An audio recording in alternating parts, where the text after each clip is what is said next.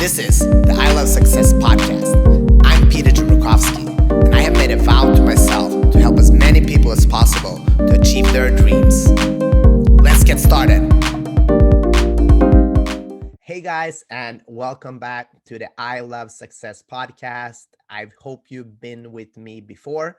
And if you're not, let me give you a short introduction. My name is Peter Jarboh. I study success. I dig deep in people's stories, the good and the bad, to give you ideas on how to make the best of your life. Today, I'm actually super excited because I have a fellow Macedonian brother here and a big dreamer. His name is Vlad Ilich. He moved to London about 3 years ago now to pursue his dream of becoming a stand-up comedian. And it's going forward.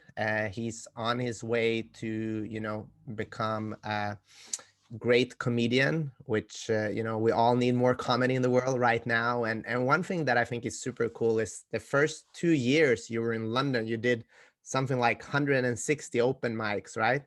Yeah, That's yeah, almost that's correct. Yeah, Wow, that's almost is at least one a week, and that shows commitment and going up in a new city, new language, and just being out there. And I think I'm a martial artist, but honestly, I think going up on stage and do stand-up comedy is probably one of the hardest things that you can do because it takes a lot of courage and I think especially when you're new because you don't know how people are going to react to what you say. Obviously, you have been moving forward and you were recently featured on BBC, and that's how I got connected. Shout out to Alex Krull who sent me this video one morning. I was like, shit, this is a funny guy. We got to have them on the show and just kind of share your story. So welcome Vlad Ilich to the I Love Success podcast. thank you very much, Peter. That was a lovely introduction. I mean, I haven't heard any better introduction than that. Honestly, I think only my mom can introduce me better than that. So that was pretty close. Yeah, the mom's Yeah, introductions are the best. They are always like, even if you're a gangster or in prison, like, yeah, my son, he's doing so well, he's studying every day and he's taking yeah. He's been through community college and he's doing everything he can. No, that's true. Yeah, yeah. Big it up. And I'm really happy you reached out to me. Obviously, there's a huge Macedonian diaspora all around the world. I think there's more Macedonians around the world right now than there is back home. Um, probably, yeah. yeah. So, and like you said, moving to a big city like London was definitely a challenge in the beginning. But I'll tell you what, like during all those shows in the beginning, it definitely felt easier in the beginning because I had nothing to lose in a way. Yeah, So there's no pressure. Nobody knows you, and you're just trying to be funny. They announce you as this guy is his first gig, and he yeah. comes from um, the Balkans, and they're like, "Oh yeah, I've been to Lithuania." They have no logic whatsoever in there. So I would say it's a bit more difficult now, kind of trying to keep up with this new image Yeah. of being on BBC and whatnot. But definitely enjoying the ride so far, man. Thank you for having me. Awesome. So I want to go back to your early life. Do you remember when you were a kid, or when did you ever start dreaming about being a comedian? Right. So I remember the first thing I watched was a YouTube clip of Eddie Murphy. I think I was like 13, maybe 14, and we had just discovered the internet, so that was a thing. Just set up. It was a dial-up. Remember the old connection when it was like Yep. a through the phone? It took ages. We waited for 2.5 hours for this 7-minute video to load of Eddie Murphy. I think it was Delirious or Yep. Raw, the one where he's in the orange suit. I don't remember which one it was, but that was like my first contact with stand-up comedy, and I saw it, and then obviously I saw his films, and I thought, wow, this is something I'd love to get up on stage and talk about my life. And he talks about his family and 4th of July and all of that, and So I immediately had a connection with stand-up comedians who are like into storytelling, sort of. So Jim Jeffries as well, and Dave Allen here, who's like a veteran British comedian. So I would say that was the first step towards it, but I didn't really take it seriously by then. I was still doing acting most of the time, like an amateur actor, not like a big, not like a DiCaprio type of acting. It was more like very low key, very like play the tree or the goat. I was one of those two things. And then I moved to Malta, so it was a bit of a nomadic story for me, Yeah. and that's where I got my first open mic gig in a small pub in like a corner of a small pub. There was no stage, just some light and a mic, and they're like, "Yeah, 5 minutes." In Malta, that meant 20 minutes, and that was my first show, and I fucking loved it. And I said, "This is what I can do this." So it all came from this mindset, really. It all came from a mindset of I want to be a stand-up comedian first. Hmm. Okay. And I'm curious because how going back to that first gig, it sounds like you're a pretty confident guy, and I think they've said most people would rather die than speak in public. So how did you like when you go up on stage or that first time? How was your what were you thinking? Well, the thing is, I always kind of felt that I can use. I was really shy as a child. I mean, every child is shy, I suppose. But I felt that that's like I need to get out of my comfort zone. So this is the thing. It was an attitude that I had that if like I had fear of something, then I had to go like and face it straight away. Like when I was younger, I used to have fear of bugs. So I used to go and touch bugs so I can get like accustomed to the insects, or if jumping off of whatever 10 feet cliff into the sea, if I'm scared of that, I'll go do it on purpose just to kind of. So when I discovered that after a few times on stage that I'm actually really shy, I wanted to do it more so I can break away from that fear. And so it was like a game at the beginning, which later kind of turned into this whole love for the stage. And I love the challenge of it because it happens every time. Every time before I go on stage, even though now it seems that though I look natural on stage, I shit myself every time before I go up there. So kind of defeating those obstacles gives me that momentum to just keep going, to keep playing with the audience. Yeah. I like that. And I mean, I competed for more than 10 years in karate, and I had the same thing before every competition. It was like, yeah, felt like I'm going to shit my pants. And I think that's a good thing because it means that you care about what you do. I Exactly. you probably noticed from your first gig and the 160th or 200th or whatever gig you're on right now that the feeling changes. Now you're more in the beginning. I was just afraid that I'm going to get my ass kicked, but the further it went, I had more fear of not performing at my best level. Have you seen that change as well? That's quite a good observation, actually, Peter. Because yeah, the first I would say maybe even 50 shows was all about sort of conquering the fear of the stage and just being there and saying jokes. But then it became more about, okay, I'm familiar with the stage now. Let's play with the audience now. Let's see if I can improvise a bit more. Let's push this joke a bit further. And it's all about defeating that sort of self-doubt in your head that, oh, this isn't funny, or people are not going to like me. And you kind of have to build up this confidence through your material. So you kind of have to say, all right, this has proven to be funny, just like the same way that in martial arts you know a certain technique, I suppose. So you know it, and you've got to use it, and you've got to keep believing in it. And then once you master it, you can then sort of improvise and do all the big things that all the big comics do, where they just go on a riff for like half an hour and they still remain funny. and you're sitting there watching it. You're like, oh yeah, yeah, I can do that. And then Yeah. you go out there tomorrow and you bomb, like Yeah. like, and you go back and you study, and that's all about. You have to fail. Just you have to keep failing. That's kind of the lesson of it. Yeah. And what was the biggest failure in of all your shows? What has been the biggest failure, and what did you learn from that?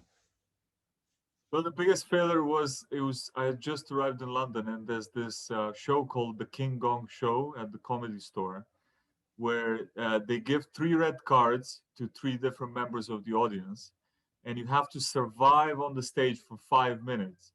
And if they don't find you funny, they can just boo you off the Oh, stage. Yeah, and the MC taunts the audience. So he goes up on stage, and when he announces you, like he went, and please welcome Vlad Ilich. Come on, Vlad, don't be shit. So that's your introduction. And then I went on and I started doing this really long-winded joke about Prince Harry and the royals, and they were just not having it at all. And I thought that like there was some noise from the sound speakers, but no, it was actually the crowd booing. And then somebody called me a cunt, and I just left the stage because they red carded me. So I mean, though I that was the most amazing experience for me because the next 6 months it was like, right, like a scene in a Rocky film. Lose the fight, now I'm gonna retaliate and I'm gonna stay disciplined. I sat back, did like 6 months of new material, new writing, working on my jokes, and I came back and I won it. And I needed that kick in the butt. It's really important to fail. It's really important to it will transform you.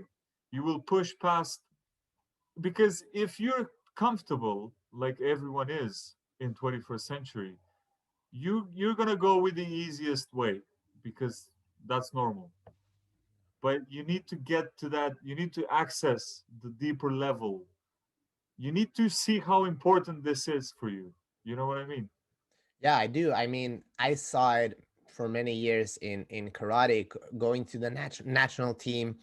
You know, you start getting your ass kicked. You go into national competitions. You start seeing your ass kicked, and then you come back. And some fighters, they did just like you did. They train harder. I'm the same way. My biggest failures has actually been biggest blessings and just in disguise, because I go back to the drawing board and I am fucking pissed off.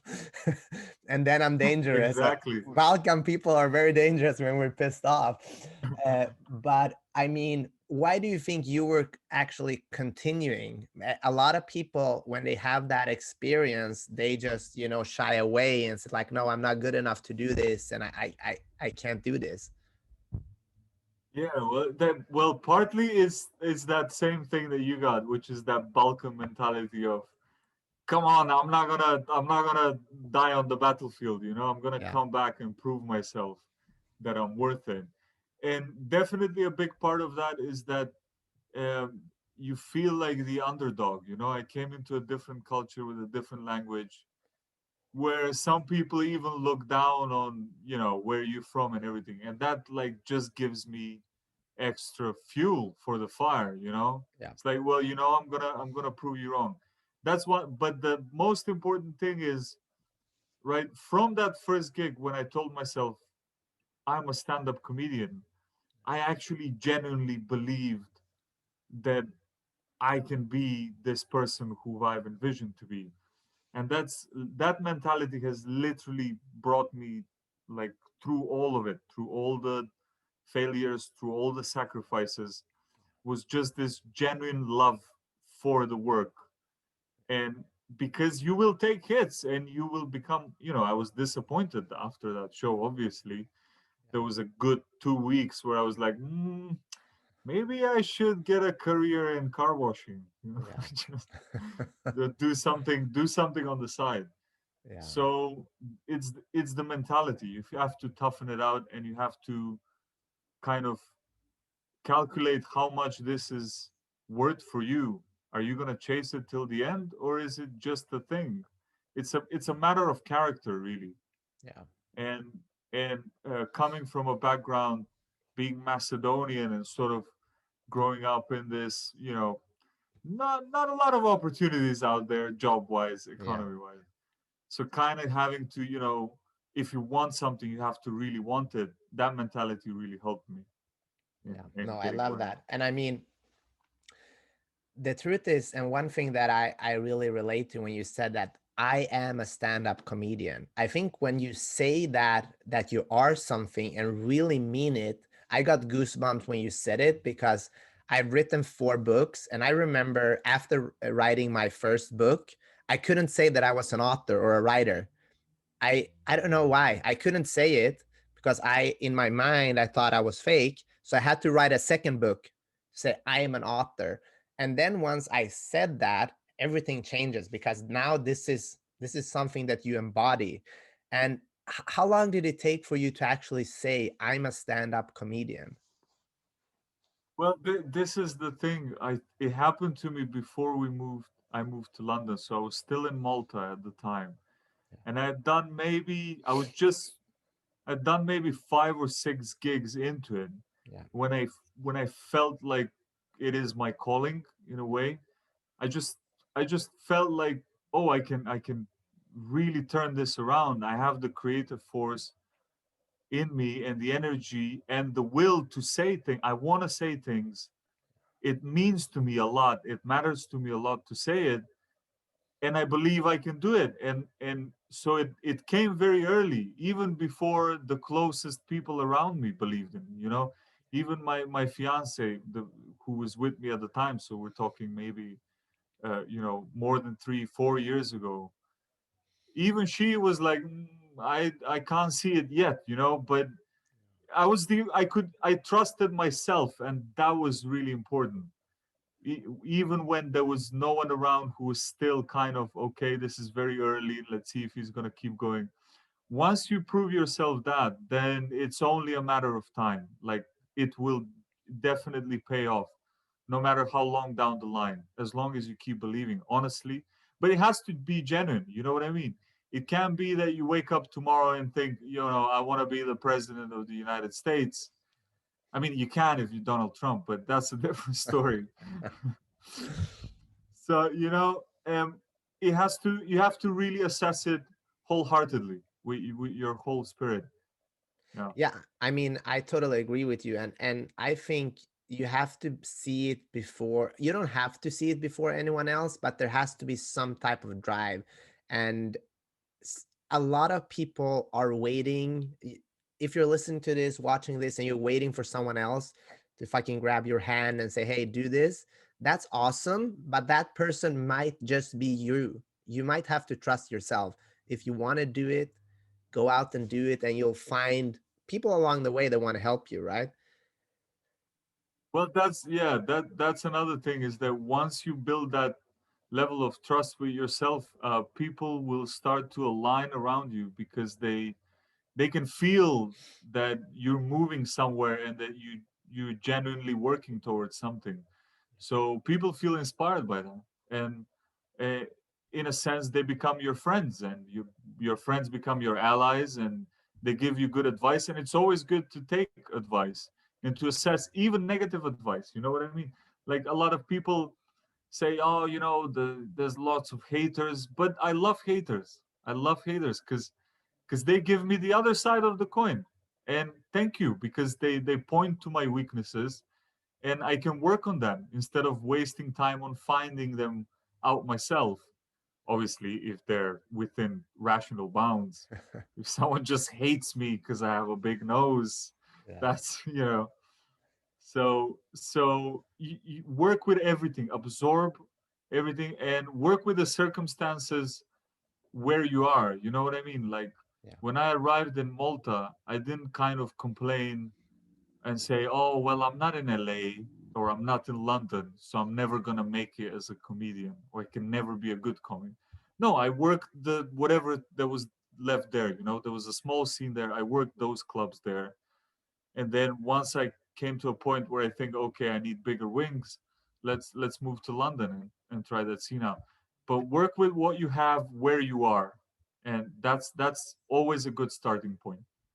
I love that. And did you specifically choose London just because of the comedy scene, or why did you end up in London? Yeah, well, the comedy scene, and also because it was easier with like the documents and everything. Yeah, My girlfriend, she had studied in LA, so we kind of spoke about life in LA and then the scene there, yeah, and it was gonna be quite complicated with the visas yeah, and the money that you have to pay. And London's in the EU at the time, so it was literally just come in and stay and not need a work visa or anything. So said London, but it turns out it's a quite a big scene. It's even bigger from LA, I think. people want to It's laugh in one of London too, right? what? People want to laugh in London too. Yeah. People want to laugh in London too. That's They want awesome. to. Most of the time they clap, but sometimes they laugh. Sometimes they laugh. I think they are very similar to, I think, Swedish people, a little bit reserved maybe until they get some drinks. Yeah. Oh yeah, absolutely. Outside of London, they're a bit more relaxed, but London crowds can sometimes can be tough. Um, that's why you get the prosecco happy hour like an hour before the show, and then they're fine. They're fine. That's awesome. Yeah. So, can you just talk about like what type of jobs did you have to do to survive when moving to London? Because I think people see you on BBC right now, they see someone that is winning world titles or doing all that amazing things, but they don't see what you have to actually do in order to get there. So let's talk about that for a while. Yeah. Well, I was holding a part-time job for around 8 years actually, since as a waiter, because it was it was one of those jobs to keep the bills, but one you can easily let go of if Yeah, your career if you get a break. And so I was working at this pizza place for 3 years, and the very beginning was really difficult. I was working at this place where I had the Sunday shifts were about, so I would do double shift, which is 12 hours, yeah, and then because they didn't want to pay for the cleaners, we used to stay extra and do deep clean. So we would have like a 14, 15 hour shift with like a 1 hour break in the meantime. And then, the next day I have to go in and travel, with a 20, 30 miles to a comedy show to do 5 minutes. So it's not ideal. What I'm going to say, it's not ideal, but it's, when it's a trade worth going for. All you need is energy and time, really, in the beginning. That's your money is not going to come, especially not in comedy. Um, so those are the big sacrifices I had to make. Once I remember I was working a late shift and the mop broke. And so they gave me a little sponge and they said, "Can you just wipe the stairs?" There was like 50 stairs with your hands. They didn't even have gloves. And I'm doing that and I'm thinking, fuck it, one day, these motherfuckers, I'm gonna come back and burn this place down, legitimately. Like, so you have to kind of, push through that and not let it get to you, uh, because any big city, and I believe Los Angeles is the same. Any big city can break you, um, whether that's the people and perspective. I guess what I'm getting to is perspective. Always, it's hard to have hope, but you always need to have hope. You can't see just think of the day as a blur, as something that's only like a thing that will get you to your goal. Because if you take the moment seriously, some moments can really really put you down. So keep your eyes on the prize. yeah. Something.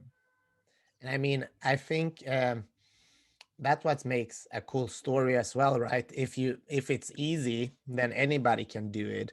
And what was during these times of struggle, and what was the people back home telling you? Were you ever considering going back, or like what was your mindset? Yeah. Well, yeah. There was a few times where I was like, "That's it. I'm packing my bags. I'm going." But obviously, my parents, my friends were all really supportive. Um, uh, my mom's comments were always hilarious. Like, what are you going to do back in Macedonia? There is nothing. There is nothing. You have to stay there. Just this, typical Balkan woman is like, Yeah. and also, no pressure. She's like, ah, you can you send us some £100? Yeah, yeah, okay. That's at the end of the pep talk. Yes. But no, generally, they were very kind of proud with me that I took that step, and it was kind of, I was humbled by them because they were telling me, listen, you did a lot already, even if nothing happens. At least you're one of the few people who said, you know what, I'm gonna sacrifice everything and give it a shot, and that's more than enough. And I always had that option in mind. When I arrived in London, there was always a plan B. Listen, I'm going to give this 2 years, and if it doesn't work out, it's fine. That it was just, I didn't love it more, enough for it, just not good enough. And I'll have to just deal with that. You know, you have to play with that. Nobody wants to accept their demons, but they're there. So you have to befriend them in the end because they're a part of you. Yeah. Yeah, I mean, it sounds like you have a great mindset, and I understood that you're type of a book nerd. Did you learn this from books, or like how did you get into this type of, you have an athlete's mindset in a way, I feel. Yeah. Well, yeah, I am a huge book lover. I really love Russian classics as well. I really love Dostoevsky and Chekhov. And there's something really inspiring, especially I think in writers on the cusp of, on the end of the 19th towards the beginning of the 20th century, because especially the Russians, because that's when these writers started building like Russian culture, modern Russian culture from scratch. And it's fascinating with the amount of tools that they had compared to today. They had nothing, and the amount of things they needed to go through to get to knowledge and to get something published and write it. It's so inspiring that it's almost like, in a sense, I feel that they are immortal. And they understood the fragility of life, and they understood the very essentials, that how important it is for your voice to be heard. And they understood the essence of human communication. And I always come back to that. um, and I feel that that's a very flexible term. When you talk, you don't always want to be heard because you don't want to be annoying. You only need to talk when you have something to say. And so for me, that was my comedy journey. I have something to say. And the moment that voice or feeling stops within me, I will stop performing comedy. And I'm okay with that, because I feel that that's like a gift from life, and I'm going to use it for as long as it's there. Yeah, that's awesome. And I mean, that voice and having something to say, I think it's incredible. And being a stand-up comedian, I I love stand-up comedians because you have to be so honest and talk about your deepest fucking shit and and make Yeah. basically make fun of yourselves, and we all realize that we're not that cool, because I feel like most of us, we're walking around on this planet looking like we have all our shit together, but in reality, nobody does. And that's why I think it's so refreshing, especially when stand-up comedians have the courage to be totally transparent and honest. How has that journey been for you? Uh, do you fear opening up of who you really are and your biggest demons? Yeah. Well, you nailed it. This is a really good question. I think every comedian struggles with um, what level of transparency are they willing to show to the audience. Obviously, as any performer, you have to let the audience in. That's where, once they have to believe your authenticity, and that's where humor comes in. Like in the words of Richard Pryor, he said, tell the truth and the funny will come out. So there is some level of vulnerability that you're willing to show to the crowd. Now, what I don't think you can choose how honest you can be, but you can choose which things to be honest about. You know what I mean? So something really shitty happened to you in your childhood, maybe don't share that with us. Maybe it's not that funny. It's more like sad, or it's more like a, but Yeah. but that time when you were in high school and somebody put your pants down, and now you've got a weird nickname because of that. Yeah, please let us hear it. If we can laugh at your expense, why not? I think generally this is how comedians treat the audience.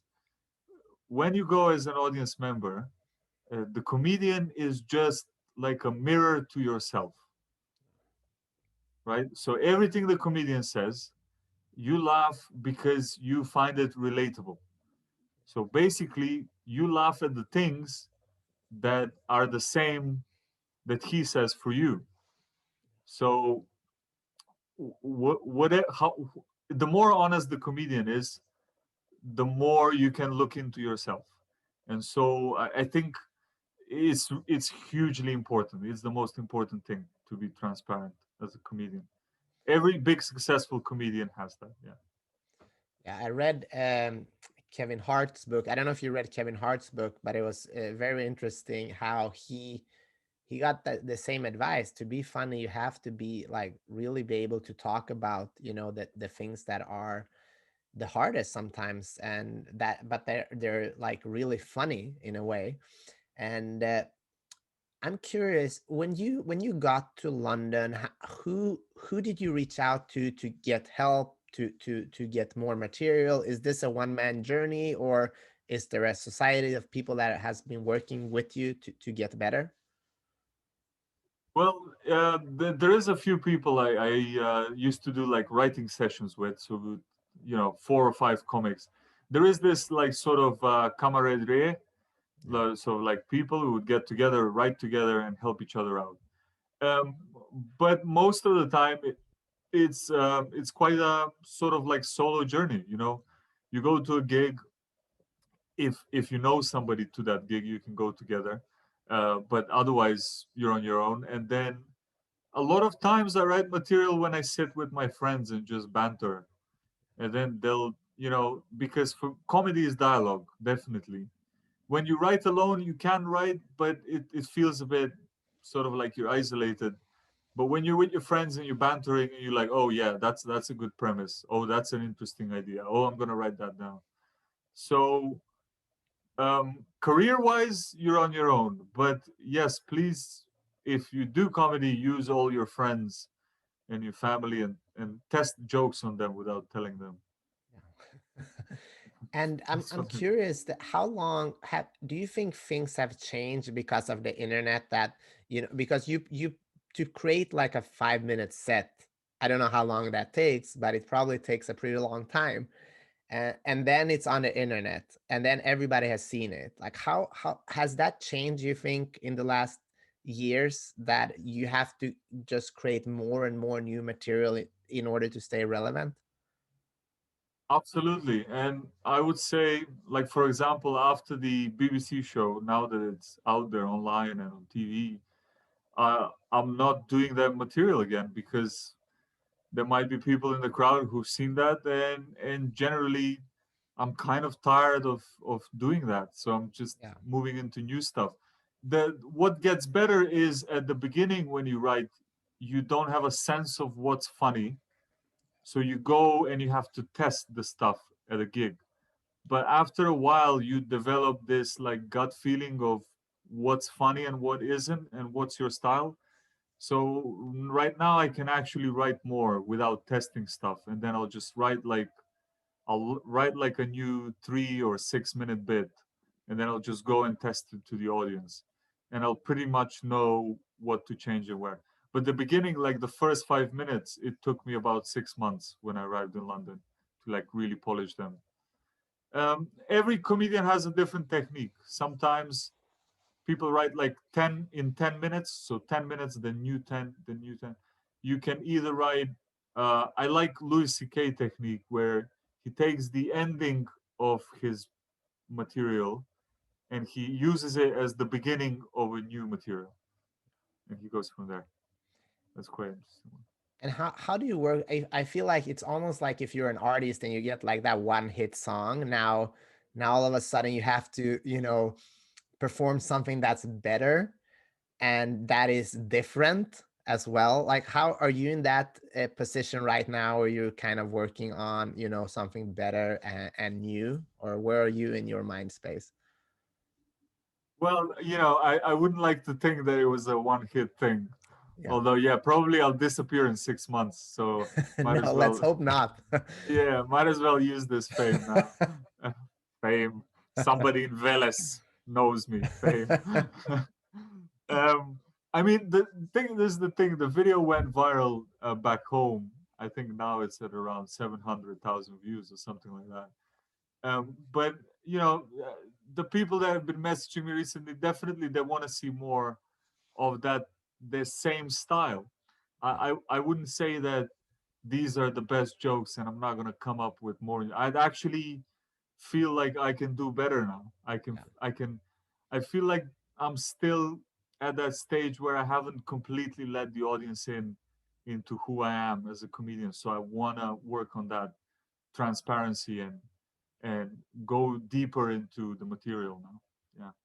Yeah. I mean, I can add one thing that happened to me when I was 18, I became a national champion in karate. And that was awesome. But the honest truth was that on the car driving home from that fucking competition, I was like, shit, I'm a fraud. I can never do this again. And that was my mindset. Can you imagine how stupid? Because I don't know. I was just fear. I had so much fear in myself. I was young and young athlete, but so that following year, I worked so hard because I wanted to defend my title. Yeah, of And course. I did defend my title, but you know what the worst thing was? Instead of like, yes, it was more like, Right. Yeah. so I just want to, I don't know if you probably you have a better mindset than me, but just enjoy all this success you've had and make something even better out of it. And I think having that the pressure that I put on myself, I became better, but it was not enjoyable at all. Enjoyable thing. I know what you mean. I think it's called like this imposter syndrome. Yeah, Imposter yeah, syndrome. probably. Like, yeah. It happened to me when I won my first award here as well. And I got signed with a talent agency, and I was like, because I was just about to leave. My 2 years in London, my 2 year deadline was expiring. Yeah. And finally things started moving. And I'm like, what? I don't, why now? Who, fuck, stop, no, stop being nice to me. This is what they used to do in communism, and then you turn your back and you get shot. Like, I don't want to. So I know what you mean by that. And there's definitely a bit more of the, you can't get lazy now. Yeah. I can't write any lazy jokes. Now I have to like perform. You know what I mean? And so there will be a level of professionalism which I have to maintain, which this is not what I signed up for in comedy. Yeah. I signed up so I can be lazy and not work every day. So now it's becoming a bit like you have to implement the job part of Yeah. it. Yeah, so I know what you mean by that. Yeah. And It's what's hard. like, It's hard being on top. yeah, I mean, I think I think that's when you also see, because a lot of people can have one viral video, or you can do one great song or become a one-time champion, but to continue that legacy and that takes work and that takes commitment. And I mean, and that takes showing up. Yeah, And no, not everybody wants to do that, unfortunately. And I think that's why the competition is actually smaller at the top, because most people don't want to do that shit. that's true. That's true. That's a really good point. At the top, like, I mean, the comics in the UK, I would say that are really, really big would probably be around maybe 200 if I'm being real. Yeah, Yeah. yeah. So, What do you want to like? What do you want to accomplish in your career as a stand-up comedian? What's the end goal? Well, obviously, every comedian wants to release a stand-up special. That's one of the things, definitely, and just like go on a national tour around the UK, even the ex-Yugoslav tour. Yeah. I'd love to do a Balkan tour because I speak Serbian as well. I speak Croatian and a bit of Slovenian. I'd love to like try stand-up in those languages, Have you and tried that yet, obviously, or no? yeah, Yeah. I've done one gig in Serbian, so, and I've done like half a gig in Bulgarian, and I'm saying half because yeah, it's I went to the it was this gig for like Bulgarians, Serbs, and Macedonians in West London, and I had to like translate every joke in three different ways. And so I just went. It was three big tables, so I just went from table to table, just said the same joke, just using different cultural references and geographical locations, Yeah. and I think it worked. It kind of worked. It was, they only get comedy once a year, so for them it was like, ah, okay, yeah, yeah, this guy, he's everything. He's the waiter, the actor, the comedian, the all. He does all the jobs. He's also our dentist. Yeah.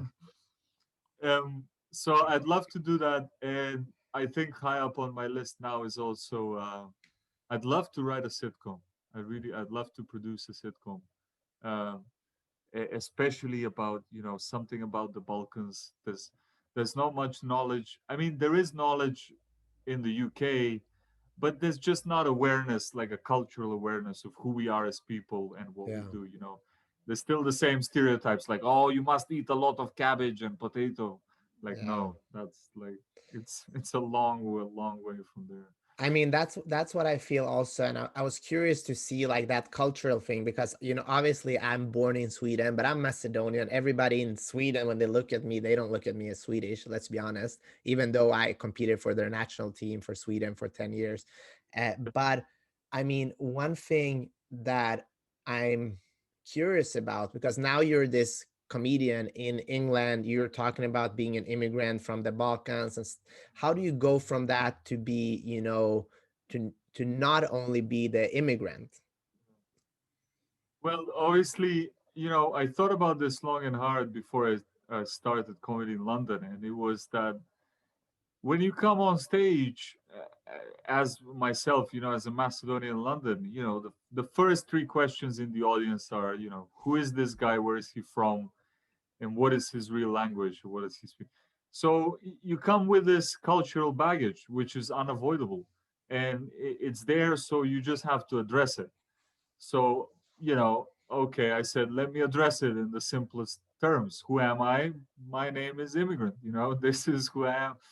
And you gotta, the first 5-10 minutes, you can work through that baggage. And then once they kind of warm up to you, then you can go into anything else that you wanted to do. Uh, I think this is one of the sort of shortcomings, I suppose. When I came to London, I always dreamed, oh, I can just go out and be like Bill Burr or Dave Chappelle, you know what I mean? But as a foreign comedian, you can never be that because you're not in front of your own audience. They don't recognize your accent or culturally where you're from, so you're always gonna have to come from a different angle. And in the end, I stopped fighting that, and I realized, oh, actually, this is something I can use to my advantage. Actually, nobody knows. Everyone confuses Balkan with the Baltics. Let me play with that a little bit. And I can tell these fuckers that we get married when I'm 12 and they'll believe me. So just play with the audience and educate a little bit. Yeah. I love that, and I think that's the right way to go because you have to take away the layers. And I feel like we live in a society now where there's a lot of hate, but there's also a lot of love, and you can I've met people like in Sweden. There's so many people from Yugoslavia, Balkans, and some people, it's an advantage. For me, it's an advantage. I have different cultures, and for some people, it's always a problem. So I think letting go of the negative and see it as a positive angle, I think that's an amazing way of doing it. And I'm curious when it comes to the stand-up comedy scene. Is there any stand-up comedy scene in Macedonia whatsoever? Yeah, so apparently there is. I haven't been home in a while, but they do a lot of like private gigs. There's no official comedy club as far as I'm aware. There's Mm, not like anything that's like a formal. But and there's a lot of actors who kind of do comedy there, but it's always like ends up being really political. It's always about the political, and it's like a sketch thing. yeah. They do stand up for like festivals, but it's always the actors doing it. You know what I mean? Okay. I know a few now because it's becoming popular. I know a few like stand-up comics just stand up, but I really wish we could. Hopefully, maybe if I'm rich and famous one day, I can come back home and build a comedy club. There we go. That would be a thing. That's awesome. And what do you want to say to people, maybe from Macedonia or some other country in the world? They're like they're from a small town, just like you. They seen something on YouTube that they really want to do, but there's no opportunity where they are. There's not a lot of support in that field, but they have something, that burning desire in your heart, in their heart, just like you had. Like, what do you want to say to those people? Well, I would say that you owe it to your talent to do what's fulfilling, what's good for you, and to fulfill your calling in life. And it's important to try and not regret it. And if sometimes if you have borders as a physical obstacle, make do with what you can. To if you really need to get somewhere, go there, because you can always come back. I felt like I'm never going to leave home, and then suddenly I just packed up one day and left. And I mean, it's been an amazing journey. So please, if you think that you're able to sacrifice a little bit of your comfort to pursue something bigger, do it. It's always good to do what is right, not what is easy. So always do what is right. How did it feel that day when you were like with your bag and like, hey, I'm leaving now? Oh, I was. If listen, if I spent 1 second looking back, I would have stayed. the it, at the moment I packed up, I was like, "This is it. I'm gonna have to leave all of my past behind and just blindly just step into the darkness." It's like being blindfolded and just walking. That's all it is, and it's like walking on clouds. Really, it's beautiful. It's inspiring, and it's gonna change you in a good way, in a better way. Unless you've borrowed a lot of money and then you don't know how to give them back to your cousin Igor, then you're fucked. Yep. And what would you do if you were still in Macedonia, you think? As if I I mean, what didn't would you leave, work with, and what would you like? What would you pursue? as in if I didn't leave at all, or Yeah, if I came back if now. you didn't leave at all. I'd probably be still stuck somewhere in my town, slightly depressed. I'd probably get like some job in the local theater or something like that. I can really envision that happening.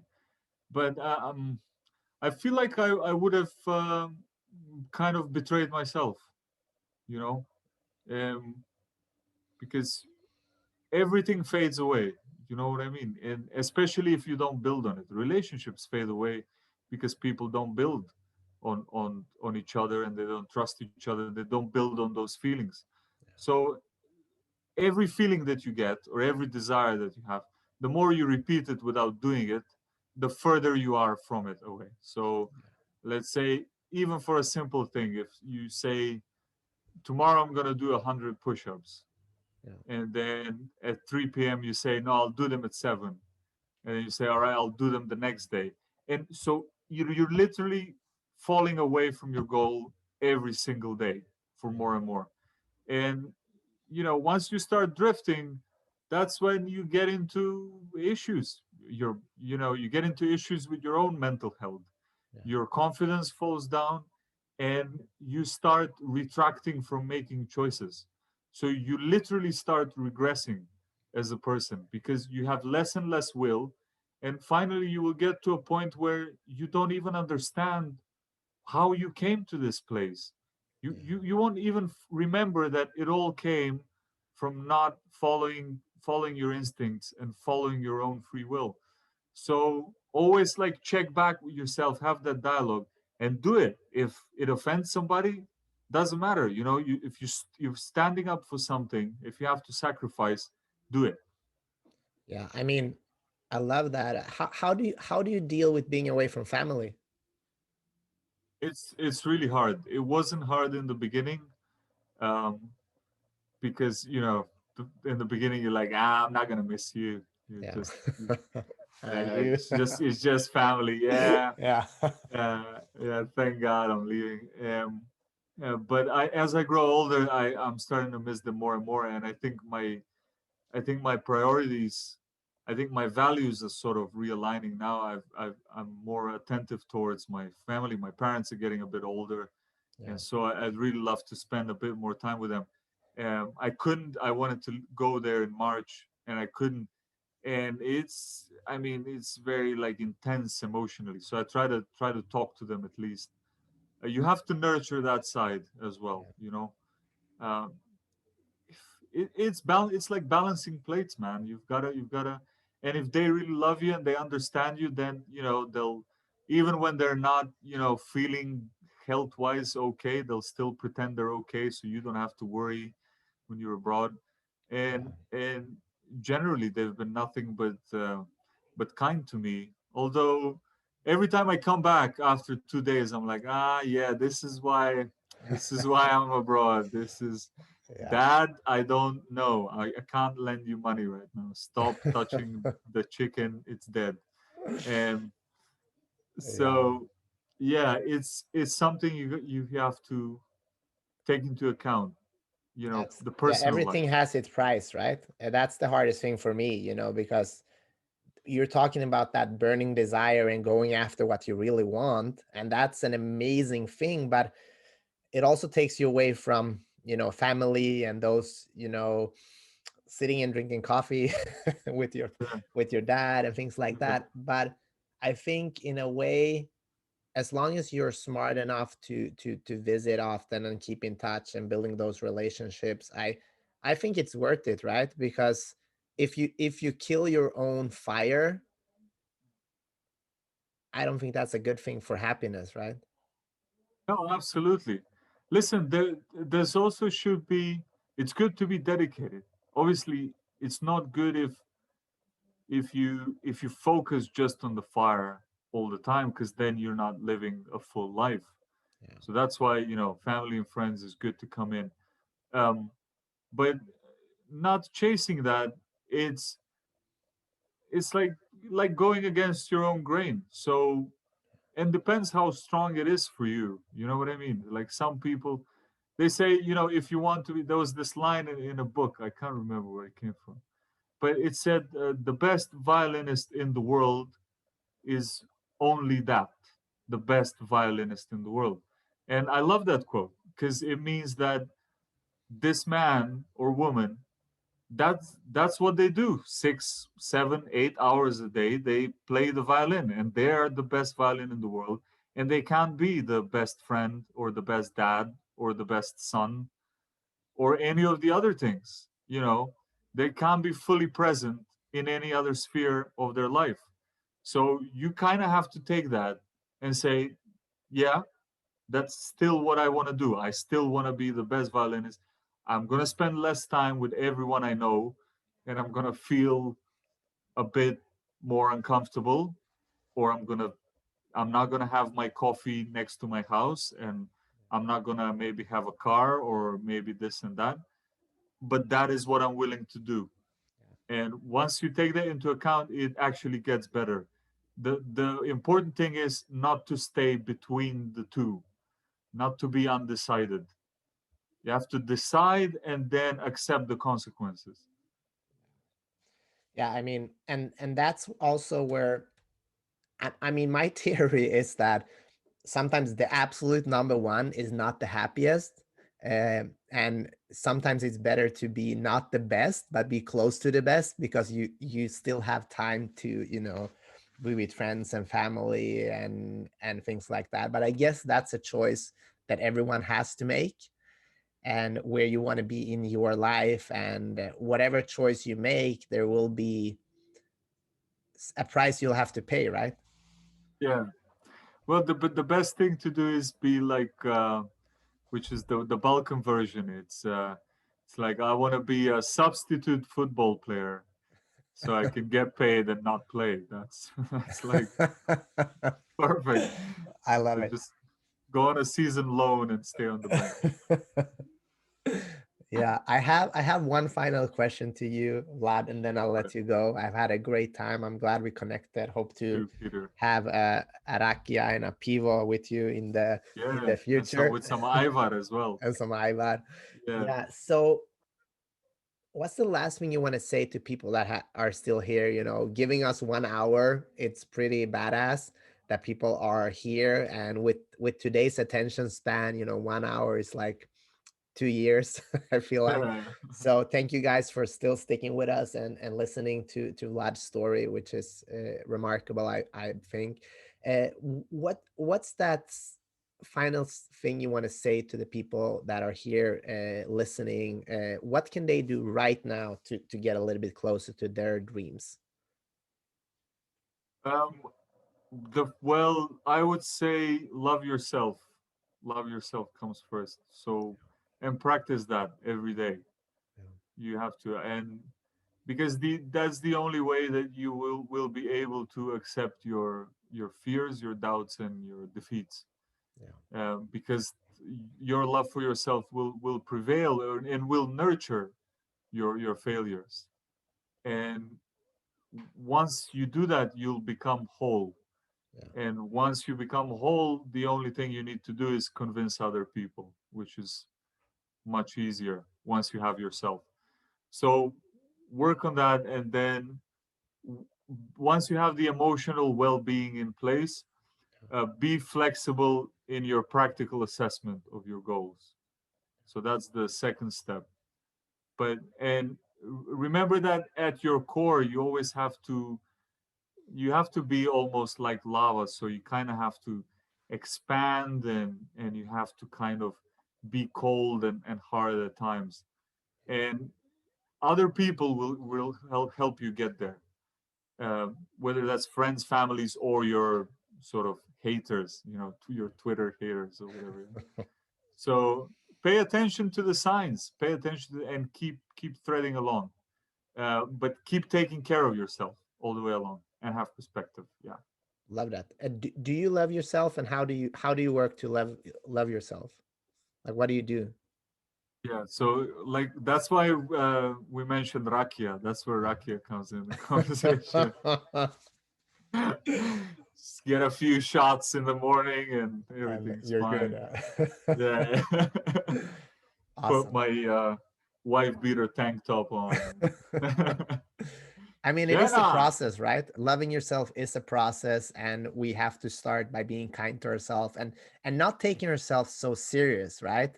Yeah. It's Oh, sometimes absolutely. I take my life so serious at times, and then I think about it like it's not that serious. We're all going to be dead soon, anyways. So just have some fun with it. Yeah, exactly. If you have that realistic perspective, that, oh, okay, so just laugh.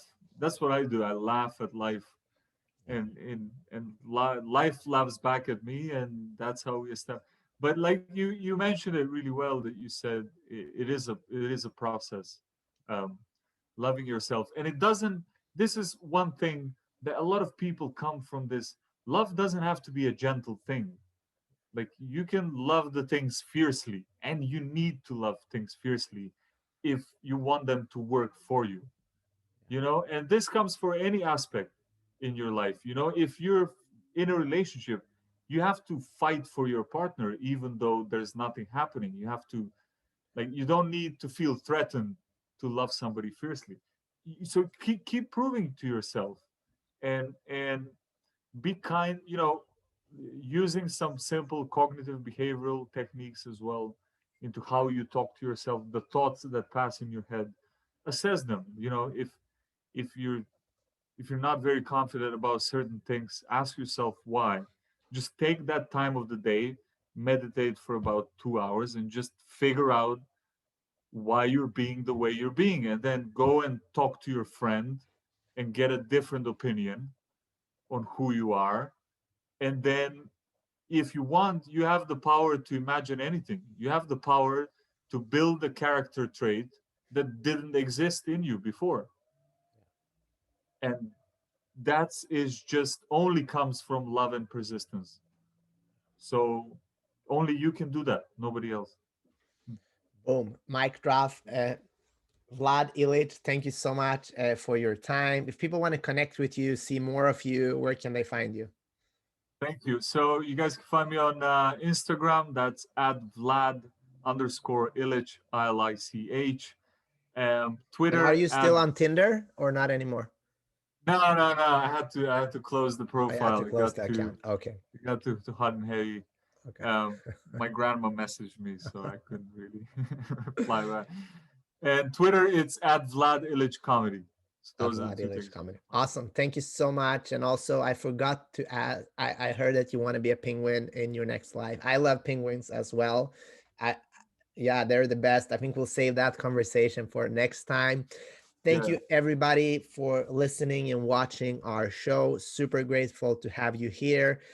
We have more than 200 episodes. I think this is 218. I'm so blessed. I've talked to incredible people from all over the world, comedians, actors, UFC champions, entrepreneurs, singer. I don't even know who they are anymore, but they're just amazing people fighting for their dream, as should you. If you're still here, use that fire and that burning desire to create something with your life. We want to hear from you. Please let me know what you thought about this show. Share it with somebody that needs to hear this message. And go out and kick ass, and talk to you soon.